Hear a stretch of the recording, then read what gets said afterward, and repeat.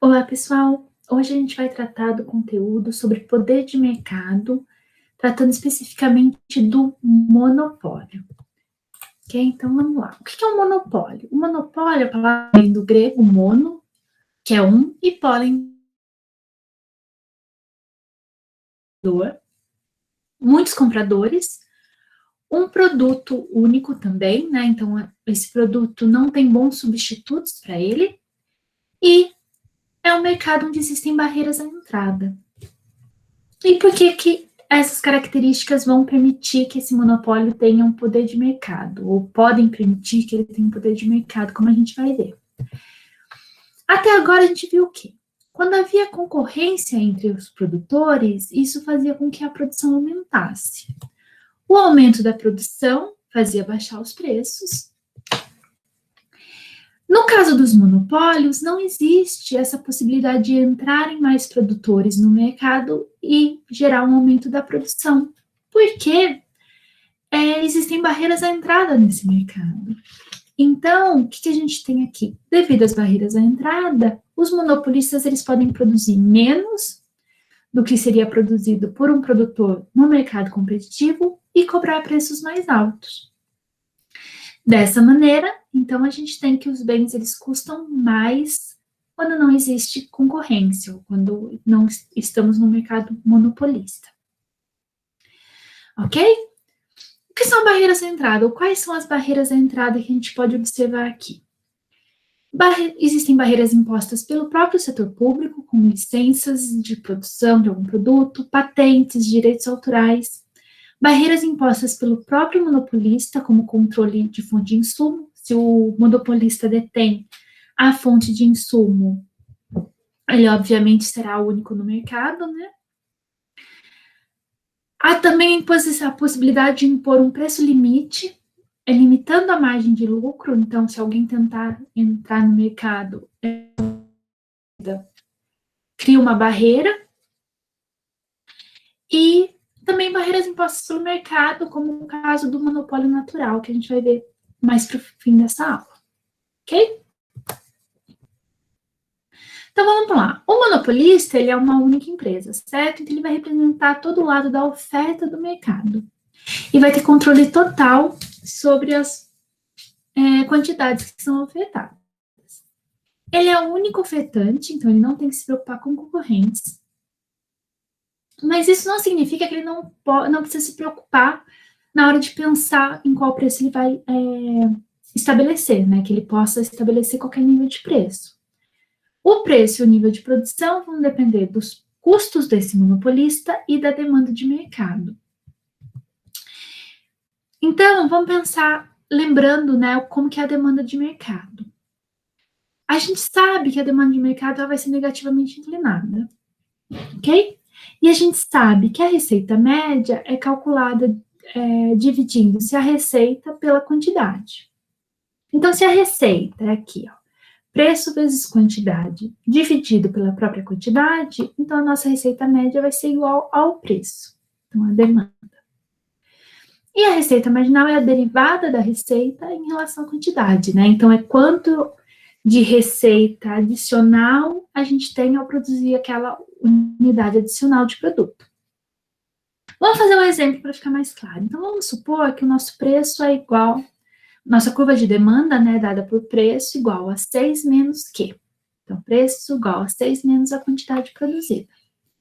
A receita, no caso, vai ser o preço vezes a quantidade. E o preço é 6 vezes Q. Então, a gente vai ter 6 vezes Q vezes Q. Então, vai ficar 6Q menos Q ao quadrado, ok? Fazendo a distributiva bonitinha. No caso, então, a receita média é o próprio preço, né, como a gente viu aqui. E a receita marginal vai ser a derivada dessa função aqui. Então, 6Q, a derivada é 6, né? Tem um umzinho aqui, tombo umzinho, 1 menos 1 é 0, então o Q some, menos a derivada aqui do Q quadrado, então vai ficar menos, tombo 2, 2Q, 2 menos 1, Q elevado a 1, ok? Então, vamos lá. Então, como que vai ficar o desenho dessa demanda? Para a gente desenhar da curva de demanda, né, ou receita média, e da receita marginal. Para a gente desenhar, eu vou fazer aqui a tabelinha. Então, eu coloquei 2 valores aleatórios. A gente sempre coloca valor que facilita o cálculo, tá, pessoal? E como a gente está pensando nos 2 casos, né? Tanto a função de receita média quanto a de receita marginal são funções lineares, né? Elevadas à potência 1 aqui.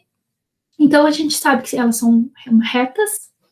Então, a gente precisa só de 2 pontos para traçar essas curvas. Tudo bem? Então, vamos lá. A receita média, quando Q é 1, então vai ser 6 menos 1, 5. Quando Q é 2, vai ser 6 menos 2, 4. E a receita marginal, quando Q é 1, vai ser 6 menos 2 vezes 1, 4. E quando Q é 2, vai ser 6 menos 2 vezes 2, 2. Ok? Então, aqui jogando no gráfico, a gente tem receita no eixo vertical, quantidade no eixo horizontal. Quando a quantidade é 1, a receita média é 5. Quando a quantidade é 2, a receita média é 4. Então, essa aqui é a nossa curva de receita média. E a receita marginal? Quando o Q é 1, o Q é 2, a receita é 2. Desculpa. Quando o Q é 2, a receita marginal é 2. Quando o Q é 1, a receita marginal é 4. Então, aqui a gente tem a curva de receita marginal. Tranquilo? Observe, pessoal, que a curva de receita marginal, ela fica aqui mais de pezinho do que a de receita média, né? Então, ela vai ter a inclinação aqui no meio, né? Porque se a gente pega aqui, ó, aqui a inclinação é menos 2, aqui é menos 1. Então, a gente vai ter sempre essa diferença. Receita média mais para cá, receita marginal no meinho, assim, mais para dentro, ok? Então, vamos lá. Então, essa aqui é a receita média, que é o preço que o monopolista recebe por unidade vendida. Observe que à medida que a quantidade vendida aumenta, a receita média se reduz, certo? Então, aqui, quanto mais ele produzir, menos ele recebe por unidade vendida. E a receita marginal vai ser a variação resultante do aumento da produção de uma unidade. Então, à medida que ele aumenta uma unidade da produção, essa é a receita adicional dessa última unidade. Então, pensando na decisão do monopolista, quanto o monopolista deve produzir? Então, o lucro, a gente já sabe que é receita menos custo. E a gente já sabe que a gente viu lá na competição perfeita que o ponto máximo desse lucro vai ser quando a derivada da função for igual a zero. Porque a derivada da função ser igual a zero significa que a gente está num ponto onde a tangente tem inclinação nula. Então, a gente está num ponto, ok? Então, a gente tem aqui a derivada do lucro em relação à quantidade, vai ser a derivada da receita em relação à quantidade, menos a derivada do custo em relação à quantidade, isso tem que ser igual a zero. Então, esse primeiro termo é a receita marginal, segundo termo é o custo marginal, os dois têm que igualar a zero. Então, se eu pego esse custo marginal e jogo para o outro lado, aquele negativo ele vai ficar positivo, a gente tem que receita marginal é igual a custo marginal. E essa regrinha a gente já conhece, né? É a mesma regrinha de maximização de lucro lá da competição perfeita, né? Então, para maximizar o lucro, a receita marginal tem que ser igual ao custo marginal. Em termos gráficos, então, o que a gente tem aqui? Ou a gente sabe que o monopolista vai produzir no ponto onde a receita marginal se iguala ao custo marginal, certo? A receita marginal é dada pela curva de demanda, lembra? E o custo marginal é do próprio monopolista. Então, vamos lá, a gente tem aqui a demanda e a receita marginal.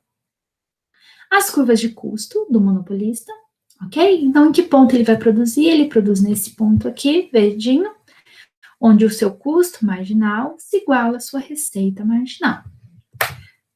Então, nesse ponto a gente tem o Q estrela e o P estrela, ou QM, PM, enfim. Tudo bem?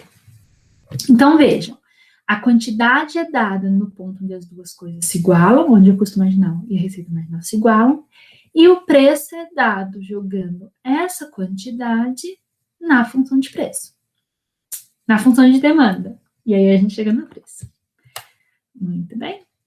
E por que a gente sabe que esse Q estrela maximiza o lucro? Vamos pensar um pouquinho? Se a gente pega aqui um ponto abaixo desse Q estrela, então, por exemplo, o Q1, a gente vai pensar, eu vou vender Q1 porque eu vou vender menos, eu consigo receber uma receita média e uma receita marginal maior. Ok, né? Que seria aqui no caso o P1. Só que o que acontece? Nesse ponto aqui, Q1, ó, observa, a gente tem aqui o nosso custo marginal está aqui embaixo e a nossa receita marginal está aqui em cima. Isso significa o quê? Que se a gente produzir mais uma unidade, então se a gente produzisse uma unidade aqui, ó, o que teria? A gente custaria isso aqui para a gente produzir e a gente receberia isso aqui pela venda. Então, essa diferença aqui seria incorporada no nosso lucro, né? Então, é um lucro que a gente está perdendo. Nesse ponto aqui também, nesse ponto também. Em todos os pontos, até o ponto onde os dois se igualam, né? Então, nesse ponto que é estrela... Desculpa. Nesse ponto que é estrela, o que acontece? A gente tem que a última unidade que eu produzi custou exatamente o mesmo tanto que a receita que eu obtive por ela, vendendo ela, ok? Num segundo momento, vamos pensar então numa quantidade ainda maior. Vou pensar, eu vou vender ainda mais, porque mesmo que o preço caia um pouquinho, eu compenso pela diferença de quantidade. E aí o que acontece? Nesse ponto, então Q2, a gente observa que a nossa receita marginal é menor que o nosso custo marginal. Então, para qualquer ponto nesse intervalo aqui, qualquer unidade extra que eu estou produzindo me custa mais do que eu recebo ao vendê-la. O que significa que eu estou, para cada unidade, tirando um pedacinho do meu lucro, né? Que eu estou tirando porque a receita dela não está me pagando ela, ok? Então, eu também estou perdendo lucro nesse trecho aqui. Perfeito? Agora, vamos fazer um exemplo matemático, pessoal. Que um exemplo eu acho que sempre facilita um pouquinho e ajuda a hora que vocês forem pegar a lista. Então, ó, custo igual a 50 mais Q ao quadrado e a função de demanda do mercado sendo dada pelo preço igual a 40 menos Q. Ok? E a gente quer saber o nível de produção que maximiza o lucro e o preço ótimo. Então, vamos lá. Qual é a regrinha? O lucro máximo acontece quando receita marginal igual ao custo marginal. Gente, isso vocês têm que saber. É a regra de ouro da microeconomia 2, tá? Vocês têm que saber, vocês têm que lembrar, e vocês têm que saber a derivada, né? Então, presta um pouquinho de atenção extra aqui, beleza? Então, vamos lá. O lucro máximo é quando a receita marginal é igual ao custo marginal. Então, custo marginal, a gente vai derivar a função de custo, certo? Então, a gente vai derivar a função 50 mais Q ao quadrado em relação à quantidade. 50 é uma constante, derivada de constante é sempre zero. Q ao quadrado é derivada, 2 tomba, lembra? 2 tomba, Q, 2 menos 1, sobra Q1. Muito bem. E a receita marginal? Receita é igual a preço vezes quantidade, então o preço é 40 menos Q, vezes a quantidade Q, a gente tem aqui.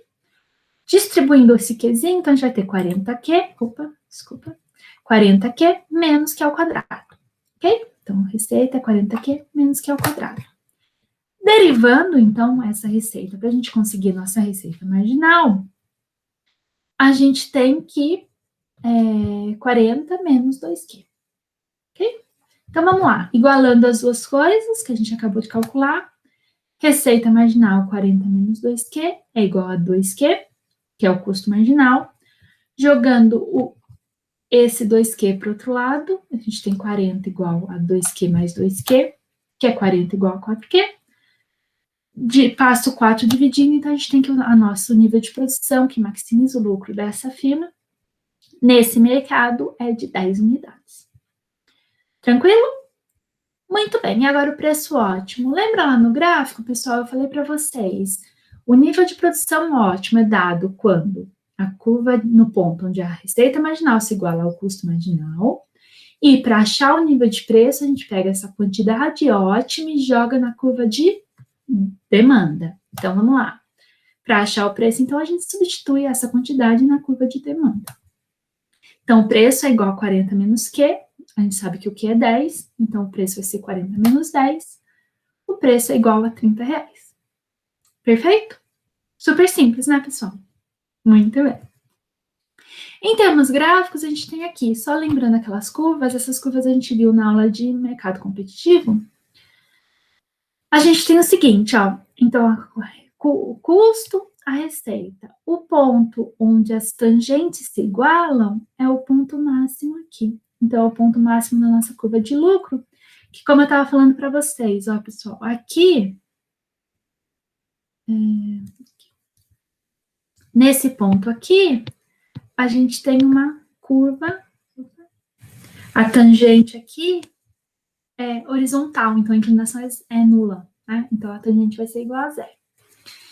E no outro gráfico que a gente estava vendo com a curva de demanda, então, custo marginal igual a receita marginal, a gente acha a quantidade, joga a quantidade na curva de demanda e acha o preço. Perfeito? Esse gráfico é importante. Fazendo um parênteses. Então, aqui todo mundo entendeu que esse é o nível de quantidade, a quantidade ótima, o nível de produção ótimo, esse é o preço ótimo. Se a gente tiver nesse mesmo gráfico, o que a gente observa? Lembra qual que é a regrinha de maximização do lucro na competição perfeita? Então, na competição perfeita, a gente tinha o quê? Que o preço era igual à receita marginal, que era igual à receita média, certo? Opa. Que era igual a... que era igual à receita média. Então, o que a gente sabe? Que o ponto de maximização, no caso de uma empresa em competição perfeita, seria no ponto onde o preço, que é dado pela curva de demanda, se iguala preço. Então, receita marginal igual a custo marginal. Então, preço igual ao custo marginal. Então, seria nesse ponto aqui. Então, essa aqui seria a quantidade ótima da competição perfeita. E esse seria o preço ótimo da competição perfeita. Tudo bem? Então, como a gente falou, a gente observa que o nível de produção é menor no monopólio e o preço é maior. Beleza? Então, vamos seguir. Então, a gente pode ir aqui, já que a gente já viu toda a questão de como que vai determinar o nível de preço, o nível de produção e o preço, existe também uma regrinha prática para determinação de preço que é interessante a gente ver. Então, a gente conhece a receita marginal, a gente sabe como a gente calcula a derivada da receita em relação à quantidade. A gente sabe que a receita é preço vezes quantidade, então aqui a gente pode substituir a receita pelo preço vezes a quantidade. Ok? Muito bem. Esse delta preço-quantidade em relação à variação da quantidade, a gente pode reescrever como preço mais Q vezes delta P sobre delta Q. Isso aqui, pessoal, vem da regrinha da multiplicação, derivada da multiplicação. Então, derivada da multiplicação vai ser a derivada do primeiro vezes o segundo, ok? Mais a derivada do primeiro vezes o segundo, mais o primeiro vezes a derivada do segundo. Né? Então, isso aqui vai ficar o próprio preço, e aqui vai ficar o delta P sobre delta Q vezes o Q, que é esse segundo termo aqui, tá? Então, é a regrinha de derivação de multiplicação, de função multiplicativa. Ok? Realocando, então, a gente vai fazer o quê? A gente vai pegar esse segundo termo e vai multiplicar e dividir por P. Quando a gente multiplica e divide pela mesma coisa, então é a mesma coisa que multiplicar por 1. Então, a gente não altera a função, ok? Então, a gente vai ter o preço mais preço Então, vezes quantidade sobre o preço, né? Então, eu multipliquei por esse dividido por esse, vezes delta P, delta Q. Isso aqui, se a gente lembrar, é o inverso da nossa elasticidade de demanda. Então, é 1 sobre elasticidade de demanda. Lembra? A elasticidade de demanda é variação da quantidade em relação ao preço, vezes preço sobre a quantidade. Então, aqui é o inverso disso. Que a gente pode reescrever, então, P mais P sobre 1, vezes 1 sobre ED, que é a elasticidade de demanda. A gente sabe que o lucro é máximo quando a receita marginal é igual a custo marginal. Ok? E a receita marginal a gente conhece, a gente acabou de calcular, né? De reajustar ela com outras, de uma maneira diferente. Então, ela é igual ao custo marginal. Rearranjando, a gente tem, então, que o preço menos o custo marginal sobre o preço é igual a menos 1 sobre D. Aqui, pessoal, a questão álgebra, tá? Passa o preço subtraindo, multiplica os dois lados por menos 1, e daí passa o preço dividindo, ok? Mas é álgebra. E esse preço menos custo marginal dividido pelo preço é o que a gente chama de markup, que é o acréscimo feito ao preço de custo na fixação do preço de venda. Ok? No mercado competitivo, o nosso preço era igual ao custo marginal. Então, não existia markup, não existia essa possibilidade. Aqui, como existe poder de mercado, a gente sabe que existe uma diferença entre preço e custo marginal, e o tamanho dessa diferença, então, pode ser uma diferença pequena, meu preço pode estar um pouquinho acima do meu custo marginal, ou pode estar muito acima do meu custo marginal. E o tamanho dessa diferença a gente chama de markup. Ok? E essa diferença, ela vai ser igual ao inverso da elasticidade de demanda, negativo do inverso da elasticidade de demanda. Ok?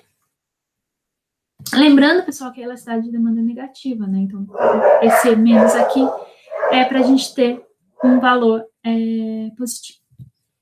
E outra maneira de reescrever também é que eu deixando um preço, isolando o preço, igual ao custo marginal 1 mais ED. Aqui, para obter esse segundo termo, essa outra forma, vocês veem que a gente tem preço aqui e preço aqui. Então, a gente coloca o preço em evidência, vai ficar preço 1, né, mais 1 sobre ED, ok? Se eu multiplicar o preço, eu volto para trás. E daí só passa isso aqui dividindo, a gente chega nesse segundo exemplo aqui. Muito bem. Então, comparando os dois mercados que a gente viu até agora. Na competição perfeita, o preço de mercado é igual ao custo marginal. Então, isso a gente já sabe. No monopólio, o nosso preço vai ser maior que o nosso custo marginal. E o tamanho dessa diferença vai depender da elasticidade da demanda. Quanto maior for a demanda, a elasticidade da demanda, quanto mais elástica ela for, mais próximo o preço deverá estar do custo marginal. Okay. Isso acontece porque, pessoal, vamos pensar, se ela é mais elástica, quer dizer que o consumidor, uma pequena variação no preço vai fazer com que a quantidade demandada por ele diminua muito. Né? Então, vamos pensar aqui uma demanda bem deitadinha. Se o preço varia só esse tiquinho de variação delta preço, a quantidade aqui varia muito, ok? Então, o monopolista não pode colocar um preço muito acima do custo marginal, porque ele perderia uma quantidade de vendas muito grande. Por outro lado, se a gente tem a curva bem de pezinha, né? Então, o mesmo delta P vai gerar um delta Q menorzinho. Então, eu posso ter uma diferença maior de preço em relação ao custo marginal. Tudo bem? Então, vamos lá. Os deslocamentos da demanda, então, de que maneira que eles vão afetar os nossos preços nesses mercados. Na competição perfeita, a gente sabe que a curva de oferta de mercado é determinada pelo próprio custo marginal. No monopólio, o nível de produção vai ser determinado pelo custo marginal e também pelo formato da curva de demanda. Então, um deslocamento na curva de demanda pode ter efeitos distintos dependendo da elasticidade, dependendo da curva de custo e dependendo do tipo de deslocamento. Então, vamos ver aqui, ó, o primeiro caso de deslocamento. Então, a gente tem aqui a receita marginal, custo marginal, essa bolinha preta é o ponto de otimização. Então, Q1, P1 são os níveis ótimos de quantidade e preço. Se a gente tiver um deslocamento da curva de demanda igual apareceu aqui, ó, então ela ficou mais deitadinha e mais para baixo, a gente observa o que, ó, pessoal? A nossa receita marginal continua cruzando o custo marginal no mesmo ponto aqui, ok? Então, a gente tem o mesmo nível de produção, mas a gente tem um nível diferente de preço. Okay? Então, o preço está menor do que na outra curva de demanda. Então, a gente tem uma variação no preço, mas o nível de produção permanece o mesmo. Por outro lado, se a gente tiver um deslocamento da curva de demanda assim para cima, a gente pode ter um caso onde a receita marginal, ela cruza o custo marginal num novo ponto, que foi o que aconteceu aqui, né? Cruzava aqui, agora cruza aqui. Então, houve um aumento da quantidade, mas o preço se manteve estável. Ok? Muito bem. Então, em termos gerais, um deslocamento na demanda pode gerar variações no preço e na quantidade, e dependendo do tipo de deslocamento. Variação em um ou no outro, não necessariamente nos dois. E o mercado monopolista, ele não possui uma curva de oferta, já que ele detém toda a oferta. Então, ele vai poder ofertar diferentes quantidades ao mesmo preço ou a mesma quantidade de diferentes preços. Que era uma situação que a gente não observava no mercado competitivo. Muito bem. Pensando em termos de impostos agora, pessoal, fazendo um apanhado lá do mercado competitivo. A gente tinha, dependendo da elasticidade da demanda e da oferta, efeitos distintos nos impostos, certo? Então, vamos supor aqui, um imposto sempre igual a T, quando a demanda é bem de pezinho, bem inelástica, e a oferta mais elástica, a gente sabe que a nossa carga fiscal vai recair mais sobre o comprador do que sobre o produtor, ok? Que a demanda é mais elástica, mais inelástica. Quando a gente tem a oferta mais inelástica e a demanda mais elástica, então a gente tem a nossa carga fiscal recaindo sobre o vendedor. Porém, o que é interessante observar aqui? A nossa carga fiscal é T, então o preço, a diferença de preço entre o comprador e o produtor também vai ter essa dimensão T, ok? No mercado monopolista, o que acontece? O aumento do preço causado por um imposto pode, eventualmente, ser maior do que o valor do imposto, que é o que a gente observa aqui. Vamos pensar que a gente está nesse ponto ótimo e a gente vai impor um imposto T sobre a produção. Então, esse imposto T vai elevar o custo marginal em T, ok? Então, teve um deslocamento da curva de custo marginal em T. O que vai acontecer nesse caso em termos de preço? Vamos lá, então a gente tem uma nova curva de custo marginal. Uma nova curva de custo marginal, então o novo ponto ótimo vai ser aqui, né? A nova curva de custo marginal cruzando a curva de receita marginal. Então aqui a gente tem a quantidade 1 e o preço 1 lá em cima. Observem que o ΔP é maior do que o T. Então, para curvas, ou trechos de curvas mais elásticas, a gente vai ter uma variação de preço maior, pode ter uma variação de preço maior do que o tamanho da alíquota do imposto. Ok? Isso é interessante a gente observar. Agora vamos pensar, quando a gente pensa em monopólio, a gente pensa em aquelas empresas muito grandes, né? E é muito comum a gente observar que essas empresas tenham mais fábricas distintas, né? Então, tem uma fábrica no sul do Brasil, tem uma fábrica no Nordeste, tem uma fábrica em Lisboa, sei lá. Então, tem mais de uma fábrica. E a produção dessas empresas, então, vai ocorrer em 2 ou mais fábricas que podem ter custos distintos, né? Uma fábrica no Brasil, uma fábrica em Lisboa, uma fábrica, enfim, pode ter custos distintos devido a diversos fatores. Nesse caso, para escolher o nível de produção total e de cada fábrica, o que vai ser feito? A produção ela vai ter que ser repartida entre as fábricas de modo que o custo marginal seja o mesmo em cada fábrica. Por quê? Se o custo marginal é menor na fábrica de São Paulo do que é na fábrica de Lisboa, faz mais sentido eu aumentar minha produção na fábrica de São Paulo e reduzir na de Lisboa, certo? Porque está me custando mais produzir lá, aquela unidade adicional. Então, a produção vai ser repartida de modo que o custo marginal seja o mesmo em cada fábrica. E, como sempre, custo marginal deve ser igual à nossa receita marginal. Então, vamos lá. Em termos algébricos, a gente vai pensar aqui em 2 fábricas, sabe? Fábrica 1 e 2, para facilitar em termos algébricos mesmo em termos do cálculo e da visualização. Então, o lucro ele é o preço vezes a quantidade total, menos o custo da produção, do que é produzido na fábrica 1, menos o custo do que é produzido na fábrica 2. Ok? Então, o lucro máximo vai ser como? Então, eu tenho que igualar o custo marginal, lembra, volta aqui. O custo marginal de cada fábrica deve ser igual à receita marginal. Então, a gente vai derivar aqui o lucro da fábrica 1. Então, a gente vai ter a derivada, a receita marginal da produção 1, menos o custo marginal da produção 1, que deve ser igual a 0. Então, a gente vai ter que a receita marginal aqui vai ser igual ao custo marginal da fábrica 1.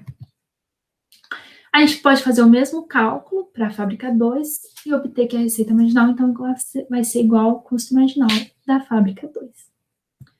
Perfeito. Então, a nossa receita marginal igual ao custo marginal 1, igual ao custo marginal 2.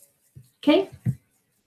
Em termos gráficos, a gente tem aqui a demanda, a receita marginal e o custo marginal total.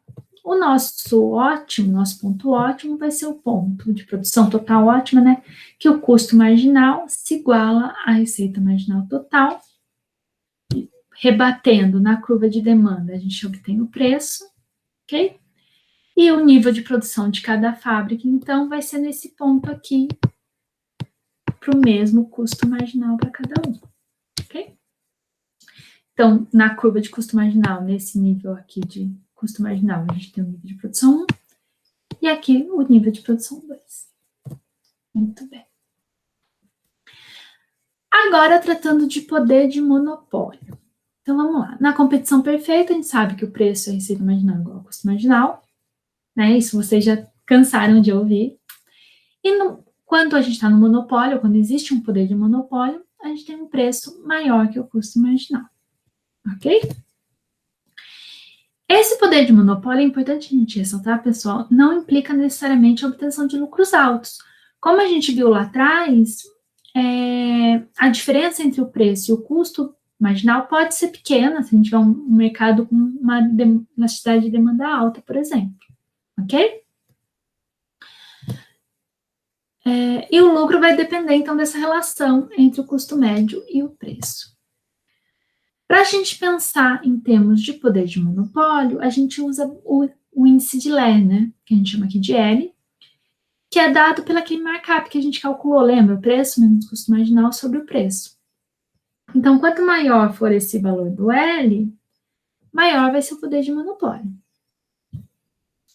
E a gente já calculou também que o L pode ser expresso em termos de elasticidade da demanda, no inverso da elasticidade de demanda. No caso aqui da empresa, sabe? Pensando no poder de monopólio de uma empresa específica. Ok? No mercado competitivo, preço é igual ao custo marginal, então isso aqui é 0. Ok? Então, o índice de Lerner também é 0. Pegando a regrinha de bolso de determinação de preço, então a gente observa que se a elasticidade da demanda for alta, ok? Isso aqui vai ser bem próximo de 1.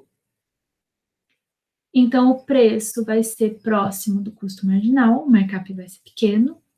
Por outro lado, se a ID for pequena, se isso aqui for pequeno,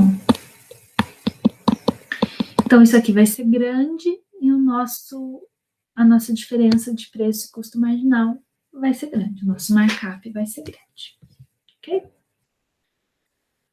Em termos gráficos aqui, ó, pessoal, a gente tem uma demanda bem elástica no primeiro gráfico. Então, a gente observa que a diferença entre o preço e o custo marginal é menorzinha, e uma demanda bem menos elástica, ou mais inelástica no segundo caso, e daí a gente observa que isso permite a empresa ter um markup maior aqui. Ok? Mas quais são as questões que fazem com que algumas empresas tenham um poder de monopólio considerável, possam praticar um markup alto, e outras tenham pouco ou nenhum? Esse poder de monopólio vai depender, então, da elasticidade da demanda com que ela se defronta, do número de empresas. Mesmo a gente estar falando de monopólio, lembra, a gente tinha barreira de entrada e não tinha substitutos próximos. Mas pode ter um substituto de meio distante, que no limite o consumidor vai querer comprar ou vai fazer a substituição. E a interação entre as empresas, se as empresas estão cooperando entre si ou não, o tipo de postura delas no mercado. Então, a existência de poder de monopólio permite preços mais elevados e quantidades menores. E aí, pessoal, o que falta a gente ver? Qual que é o efeito desse poder de monopólio sobre o bem-estar de produtores e de consumidores? Então, vamos lá. As mesmas curvas. Quando a gente está no monopólio, a gente tem, então, aqui a quantidade e o preço ótimos, né, que vão maximizar o nosso lucro. No mercado competitivo, como eu falei para vocês, isso aqui é a nossa demanda, né, então isso aqui é o preço. No mercado competitivo, a gente iguala o preço ao custo marginal, então a gente vai estar produzindo nesse ponto aqui. Ok? Observe, a gente tem aqui uma diferença de quantidade, a quantidade está menor e o preço está maior no mercado. Então, aí a gente já percebe que está tendo um custo social, né? Porque a gente está podendo comprar menos e a gente está comprando a um preço maior, certo? Então, vamos lá. Pensando em termos de excedente, lembra, ó, aqui, então, no mercado competitivo, o nosso excedente seria o quê? O excedente do produtor. Vou pegar aqui, né, fazer um rabisco. O preço, a diferença entre a curva de custo marginal, que dá para a gente a oferta no mercado competitivo, lembra?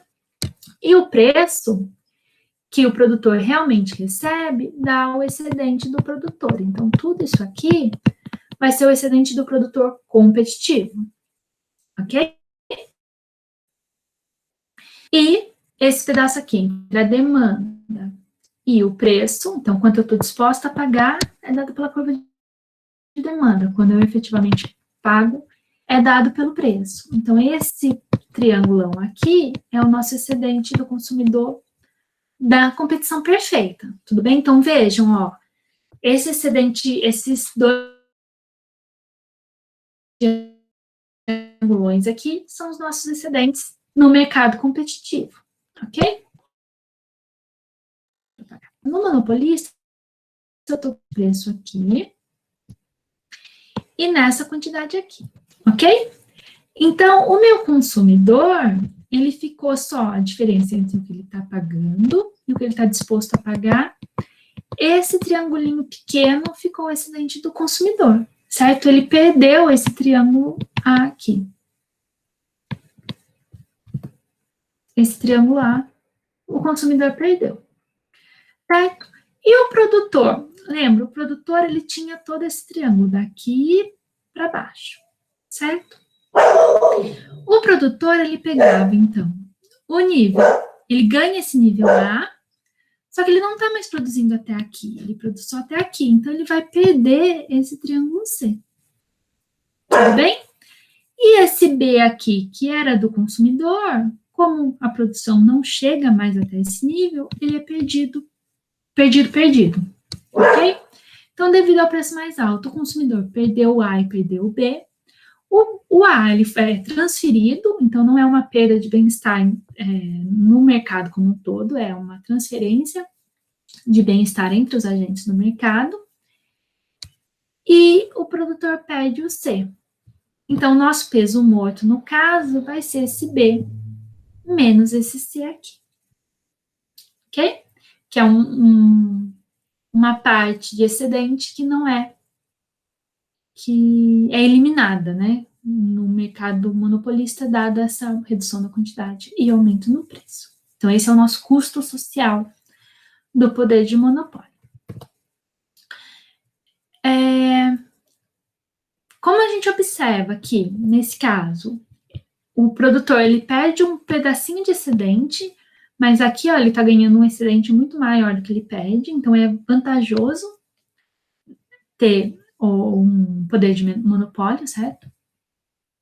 Então as empresas elas podem estar dispostas a pagar pela obtenção de poder de monopólio, através de lobby, de propaganda, investimento em capacidade produtiva excedente.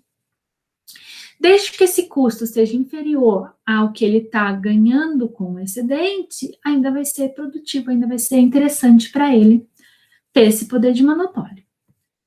Ok? E quanto maior a transferência dos consumidores à empresa, e maior o peso morto, é maior o nosso custo social desse monopólio. Quando a gente pensa então, nessa questão do poder, do custo social e do poder de monopólio, a gente imagina o quê? Lembra que quando a gente estava no mercado competitivo, a gente achava que o nível competitivo de preço e de nível de produção e de preço era o ótimo, era o que maximizava o excedente, ele vai ser sempre o nosso exemplo de caso mais eficiente, da maior eficiência possível, é o mercado competitivo. Qualquer tipo de regulação, mesmo que tenha uma boa intenção, então, vou pôr um preço mínimo para auxiliar o produtor, ou um salário mínimo, ou qualquer coisa que seja, mesmo que tenha uma boa intenção, ela vai gerar um peso morto. Então, em termos gerais, sem a gente entrar muito no mérito, na discussão, vai gerar um peso morto, então gera uma ineficiência. Ok? Mas o que acontece se a gente propuser uma regulação de preço no monopólio? Então, vamos pensar aqui. A gente tem os mesmos gráficos, esse tracejado rosinha é o nosso nível ótimo de produção e preço na ausência de regulação.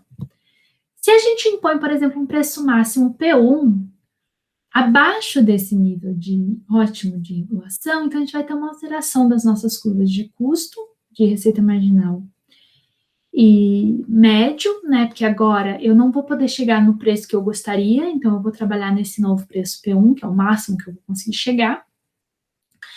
Ok? E aí, esse novo nível P1, eu vou estabelecer um nível de produção, que aqui, né, receita com coisa Q1.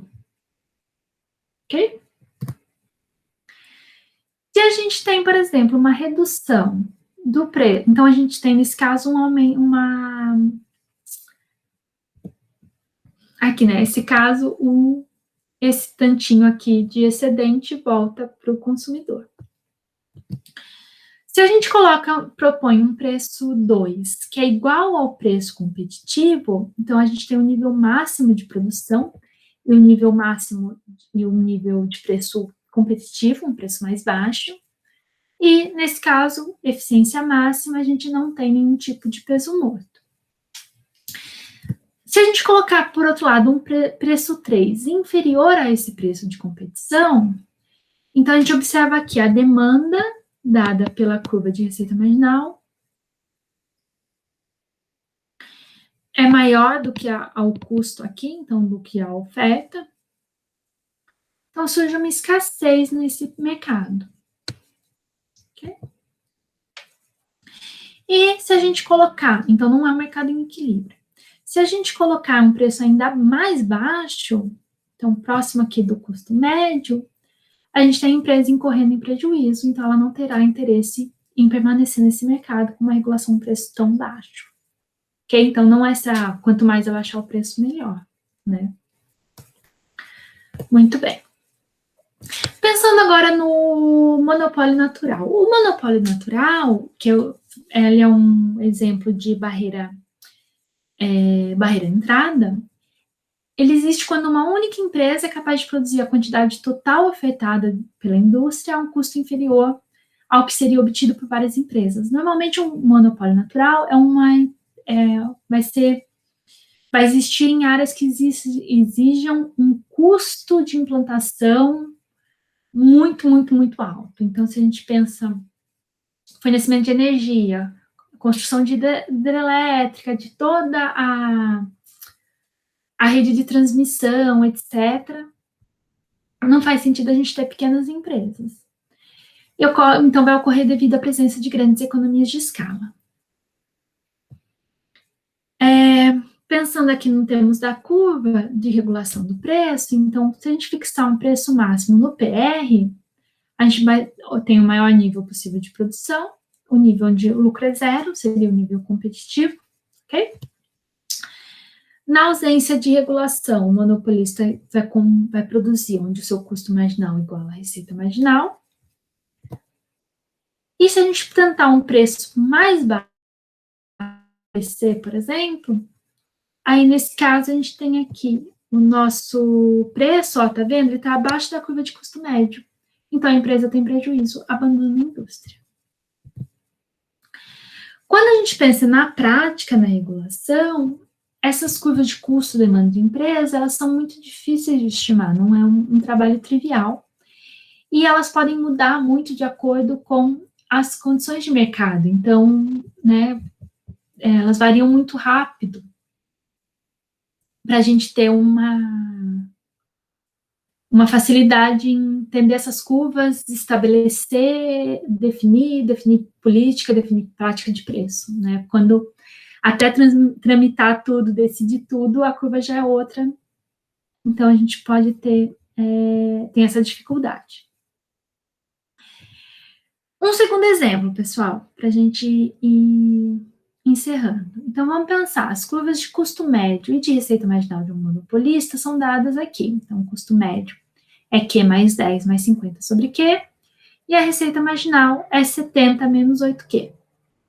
E a gente quer encontrar o valor da área conhecida como ônus devido ao monopólio.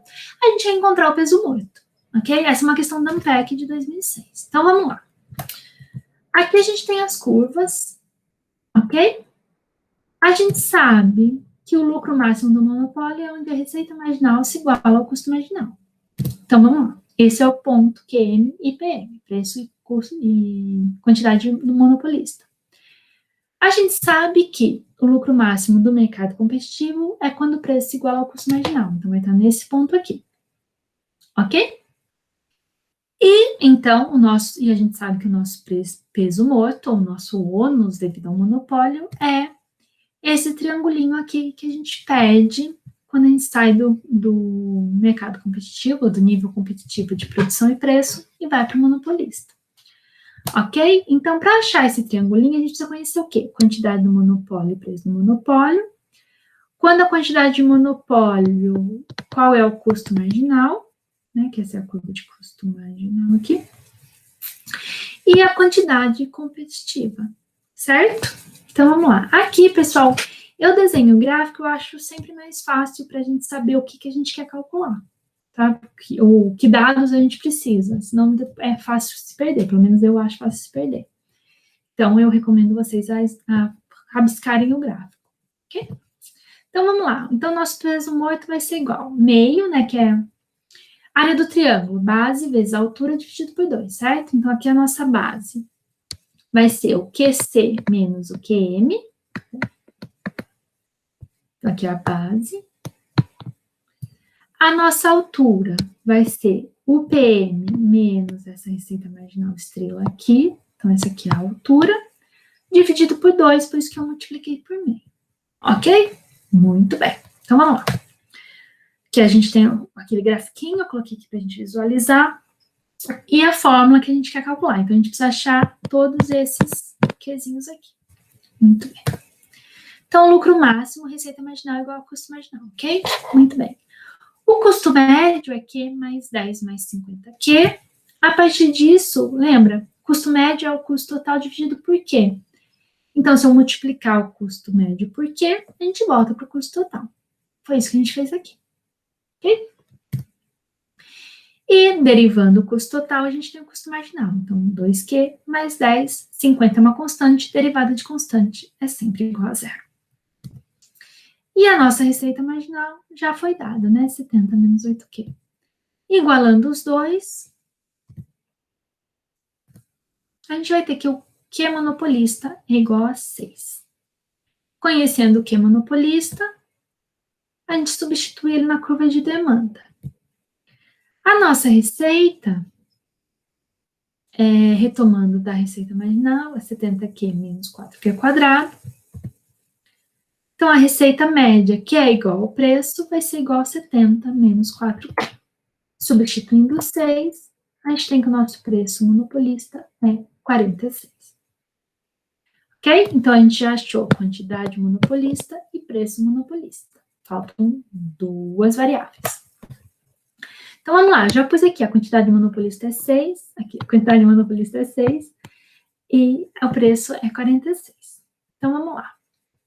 Substituindo o QM igual a 6 na curva de receita marginal, a gente acha, então, 70 menos 8 vezes 6, receita marginal igual a 22. Então, a receita marginal estrela igual a 22, a gente achou esse valor aqui. E agora só falta a quantidade competitiva. Quantidade do mercado competitivo é dada quando o preço se iguala ao custo marginal. Então, aqui preço igual ao custo marginal. Fazendo toda a álgebra, né? A gente tem, então, que o custo, a quantidade competitiva é igual a 10 unidades. Perfeito? Então, agora a gente tem as 4 variáveis que a gente precisa para calcular o peso morto. Então, substituindo, o nosso peso morto é igual a 48. Ok? Muito bem. Perfeito. Então, é isso, pessoal. Aqui estão as referências da aula, como eu comentei com vocês na aula, na primeira aula. O livro, vocês encontram esse conteúdo nos capítulos 11 e 12 do Besanco e Breutigan, que tem disponível online na biblioteca. Eu usei também, né, então essa é a referência básica, eu usei também alguma coisa da Carvalho, então eu coloquei como referência, mas vocês não precisam consultá-la. E eu também usei alguma coisa do Pindic, por isso está como referência, mas para leitura e para estudos, o Besanco é suficiente para vocês, ok? Então é só isso, até a próxima.